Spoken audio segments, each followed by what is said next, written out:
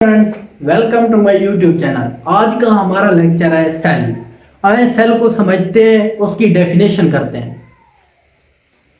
Cell structure and function unit of life, जिंदगी की इकाई को सेल कहते हैं। जिंदगी ये जो इकाई है आपकी साख और आपके काम में हर सरगर्मी के अंदर इन्वॉल्व है आपका cell. Smallest unit carry all the activities of life. Cell बहुत ज्यादा छोटा है मगर ये जिंदगी की तमाम तर सरगर्मियों को कंट्रोल करता है। आपके अंदर जितने भी रिएक्शन हो रहे हैं, आपके जिस्म के अंदर जितने भी सरगर्मियां अंजाम हो रहे हैं, उसके अंदर सेल इन्वॉल्व है। Building blocks of complex multicellular organism, पेचीदा जानदारों के ये बिल्डिंग ब्लॉक्स हैं। बिल्डिंग ब्लॉक्स कैसे हैं, मैं आपको एक एग्जांपल से समझाता हूं। जैसे एक दीवार को बनाने के लिए मुख्तलिफ ईंटें एक दूसरे के ऊपर तरतीब पाती हैं तो एक दीवार बनती है। इसी तरह एक बिल्डिंग बनाने के लिए मुख्तलिफ ब्लॉक्स आपस में तरतीब पाते हैं तो बिल्डिंग्स बनती है। इसी तरह कमरा, इसी तरह एक इंडिविजुअल, एक जानदार बनने के लिए मुख्तलिफ सेल्स आपस में कंबाइन होते हैं तो एक इंडिविजुअल बनता है। समझे? जैसे कि जब मुख्तलिफ ईंटें एक दूसरे के ऊपर तरतीब पाती हैं तो क्या बनता है? दीवार बनती है। इसी तरह जब एक सेल तरतीब पाता है तो एक जानदार बनता है। बेसिकली एक सेल फ्यूजन ऑफ गमीट्स के जरिए बनता है। वो कैसे? फीमेल के अंदर सबसे बड़ा सेल होता है इग्यूम, मेल के अंदर होता है सबसे छोटा स्पर्मेटोजोआ। ये भी अप्लाइड होता है और ये भी अप्लाइड। इसके अंदर क्रोमोसोम्स की तादाद 23 और इसके अंदर भी क्रोमोसोम्स की तादाद 23।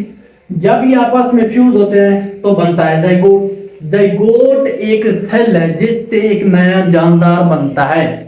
ये अप्लाइड होता है, डिप्लॉयड होता है और इसके अंदर क्रोमोसोम्स की तादाद 46 होती है।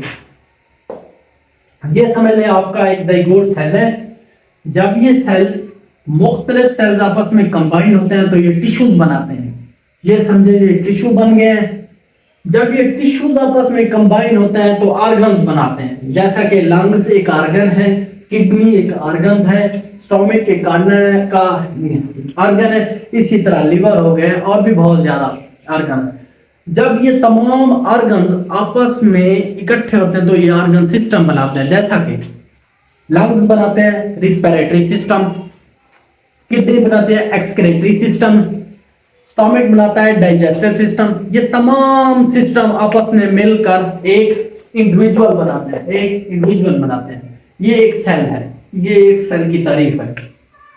आइए जानते हैं सबसे पहले सेल को किसने दरियाफ्त किया था और किस चीज के अंदर सेल को दरियाफ्त किया था। रॉबर्ट हुक 1665 के अंदर इसने सेल पर स्टडी की।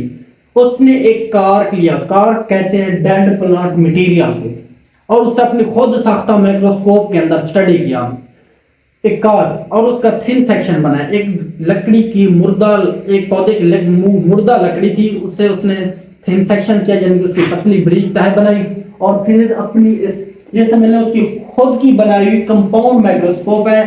उस कंपाउंड माइक्रोस्कोप के अंदर उसने इस कार्क को स्टडी किया। जब उसने इस कंपाउंड माइक्रोस्कोप के अंदर देखा तो उसे इस तरह के कंपार्टमेंट नजर आए। वो हैरान हो गए इसे देखकर। उसने कहा ये तो शायद की मक्खी की छाते की तरह के कंपार्टमेंट हैं। इन कंपार्टमेंट को उसने सेल का नाम दिया। उसकी रेजोल्यूशन, उसके कंपाउंड माइक्रोस्कोप की रेजोल्यूशन इंतहाई कम थी, जिसकी बदौलत उसे सेल के अंदर कुछ नहीं नजर आया। इसलिए उसने कहा कि सेल इज एम्प्टी। सेल क्या है? खाली है, इसके अंदर कोई भी और शय नहीं। जो कि बाद में इसकी ये सेल इज एम्प्टी, ये बयान बाद में चेंज हो गया। आए पढ़ते हैं पास्ट कंसेप्ट, यानी कि माजी में साइंसदानों का सेल से मुताल्लिक क्या ख्यालात थे। उन्होंने रॉबर्ट हुक के आइडिया को मजीद फॉरवर्ड किया, रॉबर्ट हुक के आइडिया पर मजीद स्टडी की। हाँ, पास्ट कंसेप्ट। इनमें सबसे पहले साइंसदान है लॉरेंस ओकेन। 1805 के अंदर उन्होंने एक स्टेटमेंट दी। उन्होंने बोला all living beings originate from vesicles और सेल। जितने भी जानदार हैं उनका नुक्ता आगाज सेल है वो सेल से मिलकर बने हैं। इसके बाद डी लामार्क है 1809 के अंदर उन्होंने स्टेटमेंट दी, no body can have life if its constituent parts are not cellular tissue. कोई भी जिस्म उस वक्त तक जिंदगी नहीं रख सकता जब तक उसके अज्जा सेलुलर टिश्यूज के न बने हों।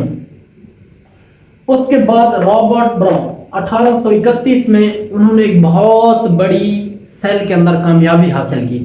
उन्होंने पहली दफा सेल के अंदर न्यूक्लियस को दरियाफ्त किया। Reported the presence of nucleus in the cells. उन्होंने सेल के अंदर न्यूक्लियस को दरियाफ्त किया। और रॉबर्ट हुक का वो आइडिया जिसमें उसने कहा था सेल इज इम्प्टी, उसे रॉबर्ट ब्राउन के आइडिया ने चेंज कर दिया, क्योंकि रॉबर्ट ब्राउन ने जब स्टडी की तो उसने सेल के अंदर न्यूक्लियस दरियाफ्त कर लिया। अब इसके बाद मजीद आई सेल थ्योरी। सेल थ्योरी पर दो साइंसदानों ने काम किया, शवान एंड शेल्डन। शवान एक ज़ूलॉजिस्ट था जिसने 1839 के अंदर इंडिविजुअली तौर पर अलग तौर पर अपना काम किया, एंड शेल्डन 1838 ये एक बॉटनिस्ट था। दोनों ने अलग अलग तौर पर काम किया और वो एक थ्योरी के साथ आए, came out with a theory. वो एक थ्योरी के साथ आए कॉल्ड सेल थ्योरी, जिसे सेल थ्योरी का नाम दिया गया। अकॉर्डिंग टू सेल थ्योरी के मुताबिक cell consist of 3 basic part के सेल तीन बुनियादी चीजों पर मुश्तमिल है। नंबर 1 न्यूक्लियस के सेल के अंदर एक गाढ़ी स्ट्रक्चर है जिसे उन्होंने न्यूक्लियस का नाम दिया। इसके बाद उन्होंने बोला कि सेल के अंदर एक फ्लूइड है, माया है, जिसे उन्होंने साइटोप्लाज्म का नाम दिया। और नंबर 3 उन्होंने बोला कि सेल जो है ना एक ब्रीक कवरिंग से घिरा हुआ है, जिसे उन्होंने प्लाज्मा मेम्ब्रेन का नाम दिया। सेल थ्योरी ये थी cell theory. Cell theory 3 parts पर मुश्तमिल है, जो ये बयान करती है कि एक सेल 3 बेसिक पार्ट्स पर मुश्तमिल है। ये शवान और शेल्डन का नजरिया था। इसके बाद मॉडर्न कंसेप्ट से मुराद कि आज के साइंसदान का सेल से मुतल्लिक क्या ख्यालात है। All living organisms are composed of cell and cell producer. जितना भी जिंदा जानदार हैं या तो वो सेल या सेल प्रोड्यूसर पर मुश्तमिल है, यानी कि उनकी बुनियादी कई सेल है। New cell are formed only by the division of pre existing cell. जितना भी नए सेल वजूद में आते हैं वो अपने पहले से मौजूद सेल की डिवीजन से वजूद में आते हैं। जैसा कि ये समझ लें एक प्री एग्जिस्टिंग सेल है, जब इसके अंदर माइटोसिस होती है तो इससे 2 नए सेल वजूद में आते हैं, ये और ये। इन दोनों में भी वही खसूसियात मौजूद है जो इस सेल के अंदर खसूसियात है। New cell are formed only by the division of pre existing cell, यानी कि बनने वाले नए सेल की खसूसियात भी उसी तरह होगी जो उनके प्री एग्जिस्टिंग सेल की है।